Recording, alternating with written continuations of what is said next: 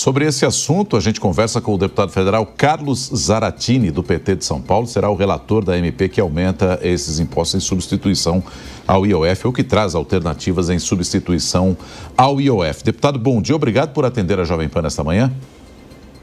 Bom dia, Nonato. Bom dia a todos os ouvintes da Jovem Pan. Qual é o clima, qual é o ambiente que se tem nesse momento para a recepção dessas medidas, deputado?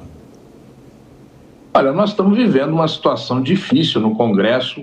Essa situação se agravou, ou vamos dizer assim, foi detonada pelo problema do atraso do orçamento, da aprovação do orçamento esse ano e, consequentemente, o atraso na liberação das emendas. Então, isso tem criado um mau humor bastante forte dentro do Congresso, particularmente na Câmara, mas que tende a ser desanuviado aí à medida que essas emendas forem resolvidas.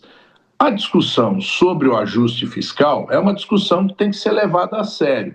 Nós não podemos contaminar uma coisa pela outra. E a gente quer discutir profundamente essa medida provisória que foi editada nessa semana, medida provisória que faz um ajuste importante, não só pelo lado da receita, mas também pelo lado da despesa, porque tem ali artigos que tratam de ajustes no pé de meia, ajustes no pagamento de benefícios do INSS, ajuste no benefício do seguro-defeso, para justamente buscar controlar essas despesas que têm crescido além daquilo que era previsto. Deputado, bom dia. Obrigada por conversar com a gente. O senhor falava um pouco do clima no Congresso e claro que a aprovação da LDO de 2026 também entra nesse trâmite, né? Também entra nessa negociação. Esse jogo acontece ao mesmo tempo? Como que o senhor pretende fazer essa conversa com os parlamentares? Olha, a LDO ela vai ser debatida, começa a ser debatida agora, né? É um processo que vai praticamente até metade do segundo semestre, quando ela deve ser votada e aprovada, se não houver novamente atraso, como houve o ano passado, né? E a gente ter a tranquilidade de elaborar o orçamento. Mas para elaborar o orçamento do ano que vem, nós precisamos aprovar a medida provisória desse ajuste fiscal, né? Para a gente poder estabelecer qual vai ser a meta de déficit ou de superávit do ano que vem. O governo está propondo um superávit de 0,5% para o ano que vem, né? E para isso é necessário que essas medidas sejam aprovadas, é necessário a gente discutir as metas de inflação, isso tudo está na LDO. Mas sem a gente ter um avanço na discussão do ajuste, fica até difícil elaborar a LDO. Agora, deputado, caso a gente não tenha uma aceitação, uma aprovação dessas medidas alternativas ao IOF, qual é a saída? É retomar aquilo que estava sendo proposto anteriormente? Olha, a saída é como disse o líder do governo, José Guimarães, né? A saída é um bloqueio maior, um contingenciamento maior, né? E, evidentemente, uma adaptação do orçamento deste ano às condições que nós temos. Isso significa paralisar muitas atividades, deixar de avançar em programas importantes, como, por exemplo, agora o governo lançou o programa de incentivo às especialidades, né? Um programa que visa reduzir a fila de espera no SUS, a fila de espera de atendimento com especialistas, de exames e de cirurgias. A fila do SUS é grande, nós precisamos que as pessoas sejam atendidas com mais rapidez. E para isso é necessário que a gente tenha investimento. Investimento na saúde, investimento na educação.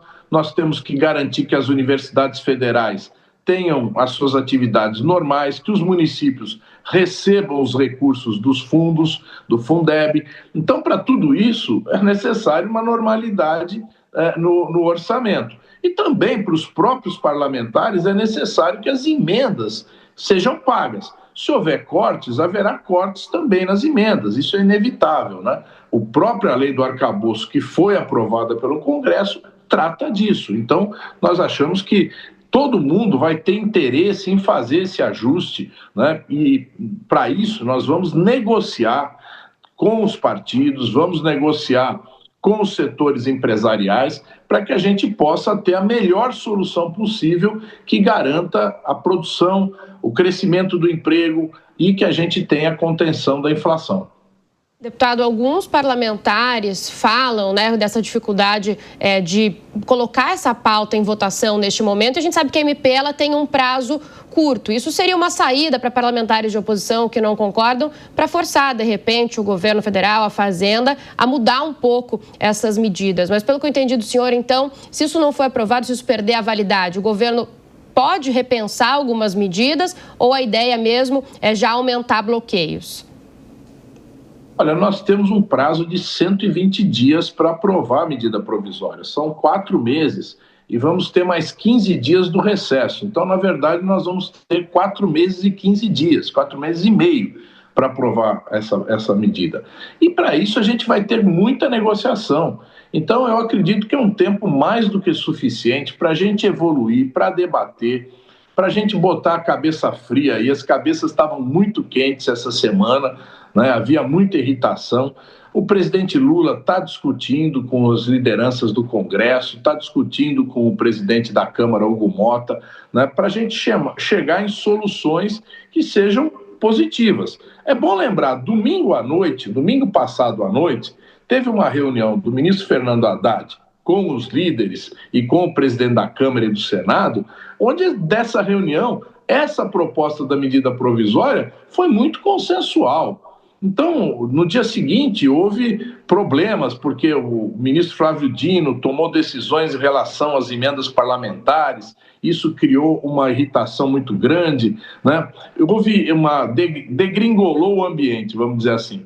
Mas eu acho que a gente pode voltar à normalidade e colocar na mesa um debate positivo para o Brasil, que é achar a melhor solução possível, uma solução que seja justa do ponto de vista tributário, né, que garanta que aplicações, como no caso as letras incentivadas da indústria imobiliária e também da agricultura, tenham uma tributação que possa garantir que seja compatível com outras aplicações no mercado, né, que a gente possa, com isso, arrecadar o suficiente para chegar no equilíbrio, né, ao mesmo tempo em que o governo busca conter gastos, né? É por aí que a gente tem que caminhar.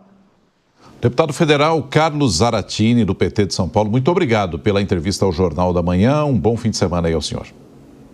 Bom fim de semana para vocês também. Muito obrigado.